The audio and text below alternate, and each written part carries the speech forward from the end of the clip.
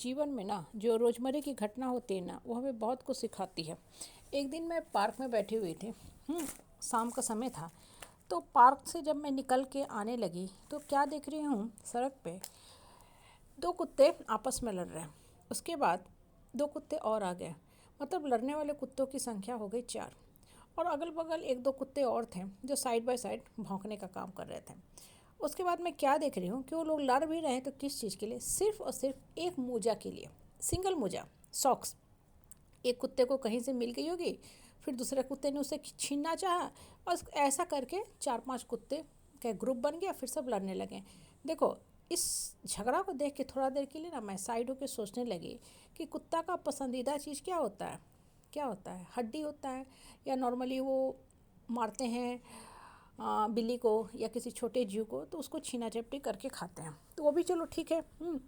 जठराग्नि, पेट की आग जिसको बोलते हैं, उसके लिए अगर इंसान झगड़ा करे तो फिर भी समझ में आता है। यहाँ पे कुत्ते सिर्फ और सिर्फ एक मोजा के लिए झगड़ा कर रहे थे। कहीं से मोजा उठाया जो उनके किसी काम का नहीं है।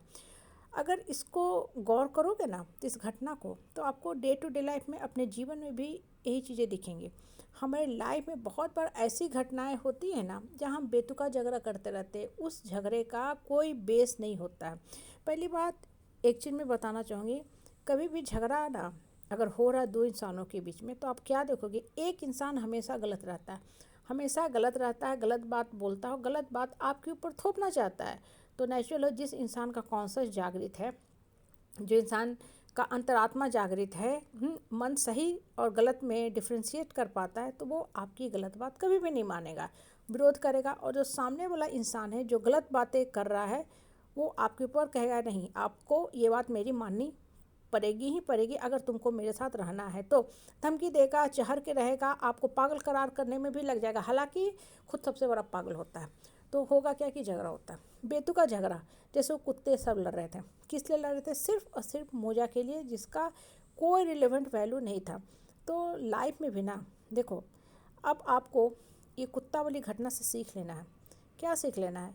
कि बेतुका बहस से अपने आप को बचाना है। कुत्ता तो चलो जानवर है, उसका तो कॉन्शसनेस है ही नहीं, चेतना बहुत नीचे होती है।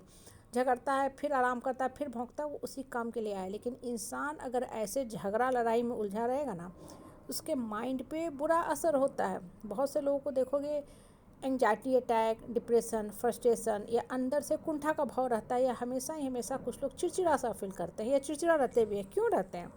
उसका कारण सिर्फ और सिर्फ एक है कि वो अंदर से नाखुश रहते हैं। और नाखुश होने का कारण भी सिर्फ एक है कि बेकार के बहियात के लोग उनके ऊपर चढ़ के रहते हैं, गलत बातें उनके ऊपर दबाव डालते हैं मानने के लिए, उनसे जीने का हक छीनते हैं। देखो, हर इंसान खुश कब रहता है? जब जीवन का फैसला खुद करता है, अपने लाइफ का क्रिएटर डायरेक्टर खुद होता है, तर्क के तराजू पे तौल के सही डिसीजन लेता है।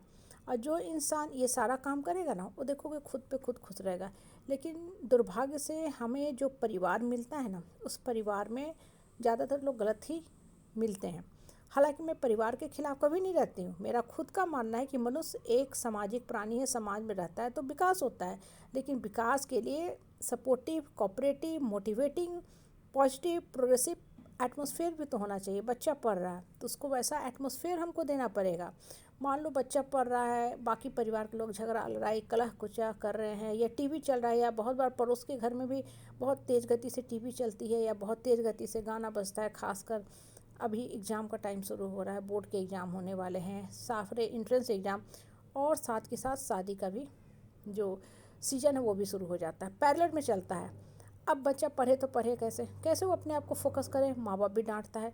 बच्चा सोए भी तो सोए कैसे, इतना तेज़ गाना बजता है।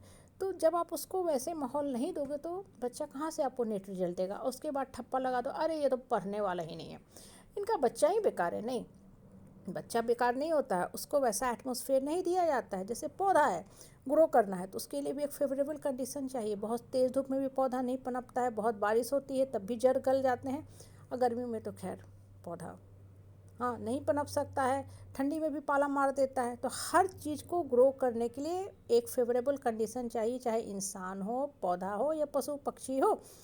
पक्षी भी पिंजरा में बंद रखोगे तो ग्रोथ नहीं होगा, डिप्रेशन में चला जाएगा। इंसान को भी उन्मुक्त आकाश में उड़ने के लिए ऊंचा सोच रखना पड़ेगा, तभी उड़ सकता है, बढ़